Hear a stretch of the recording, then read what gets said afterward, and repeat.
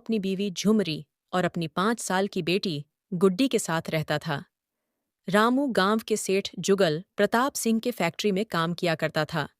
सेठ जी बहुत लालची आदमी थे और अपने यहाँ काम करने वाले मजदूरों को मजदूरी नहीं देते थे। इस बात को लेकर रामू और बाकी मजदूर बहुत परेशान रहते थे। एक दिन दोपहर के समय रामू अपने घर में बहुत उदास बैठा था। रामू की बीवी झुमरी ने उसे उदास देखा तो उसने पूछा, अजी क्या हुआ जी? आप इतने उदास क्यों बैठे हैं? काफी दिनों से सेठ जी से अपनी मजदूरी मांग रहा हो, लेकिन वह दे ही नहीं रहे हैं। आप उनसे कहते क्यों नहीं कि हमारे घर में बहुत मुश्किल है और अब तो राशन और गुड्डी के लिए दूध लाने के लिए भी पैसे नहीं बचे हैं। अगर आप हमें समय पर पैसे नहीं दे सकते, तो फिर ऐसे जगह काम करने का क्या फायदा? तुम ठीक कहती हो। मैं कल ही जाकर सेठ जी से बात करूंगा।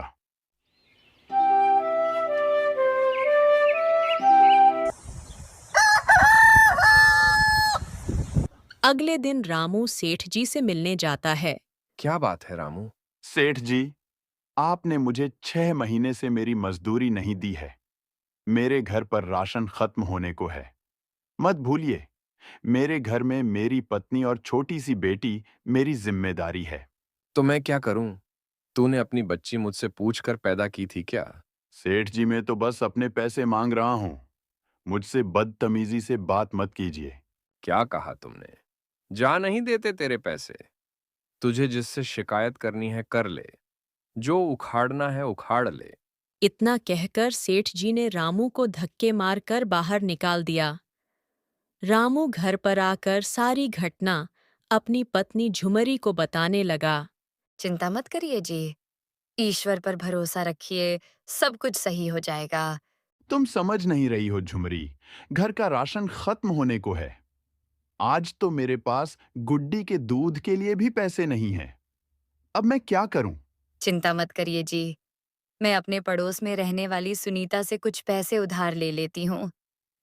आप हिम्मत मत हारिए, हम मिलकर कुछ न कुछ कर ही लेंगे। इतना कहकर झुमरी पड़ोस में रहने वाली सुनीता के पास जाती है। आओ झुमरी, क्या हुआ? तुम इतनी उदास क्यों हो? सुनीता, तुम मुझे कुछ पैसे दे सकती हो क्या? मेरे घर में एकदम राशन नहीं है और मेरे पति को 6 महीने से मजदूरी के पैसे भी नहीं मिले हैं। तो तुम लोग कुछ और काम क्यों नहीं कर लेते हो? क्या काम? मुझे तो कुछ नहीं आता सिवाय खाना बनाने के। वही तो, तुम तो खाना बहुत अच्छा बनाती हो। तुम्हारे हाथ के समोसे तो बहुत स्वादिष्ट होते हैं, मैंने खाया है। तुम्हें अपने समोसे का स्टॉल लगाना चाहिए। लेकिन उसके लिए तो पैसे चाहिए और वह मेरे पास नहीं है। तो तुम मुझसे ले लो। जब तुम्हारा काम अच्छा चल जाए तो मुझे पैसे वापस दे देना। बहुत बहुत धन्यवाद सुनीता, मैं तुम्हारा ये एहसान कभी नहीं भूलूंगी। अरे नहीं झुमरी, तुमने कैसी बातें कर रही हो? इसमें एहसान कैसा? ये तो मेरा फर्ज है। इतना कहकर सुनीता ने झुमरी को रुपए दे दिए। झुमरी रुपए लेकर रामू के पास जाती है। जी सुनिए, सुनीता ने रुपए दे दिए और साथ ही एक बहुत अच्छी तरकीब बताई है, जिससे हमारे सारे दुख दूर हो जाएंगे। क्या हुआ? ऐसा कौन सा तरकीब है? झुमरी ने रामू को सारी बात बता दी। ये सब सुनकर रामू बहुत खुश हुआ। ठीक है झुमरी, हम लोग कल ही जाकर समोसा बनाने के लिए सारा सामान ले आएंगे।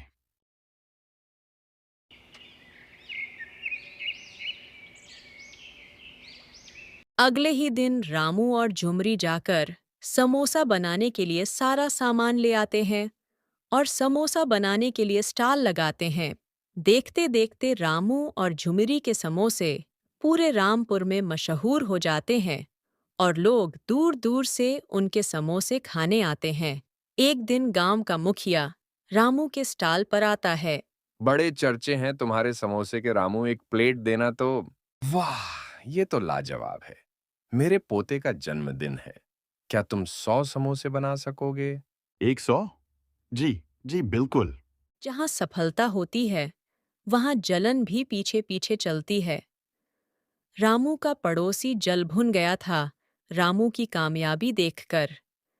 वह छुपकर उनकी सारी बातें सुन रहा था। झुमरी, सब तय है। बस सुबह उठकर समय से पहुंचा देंगे समोसे।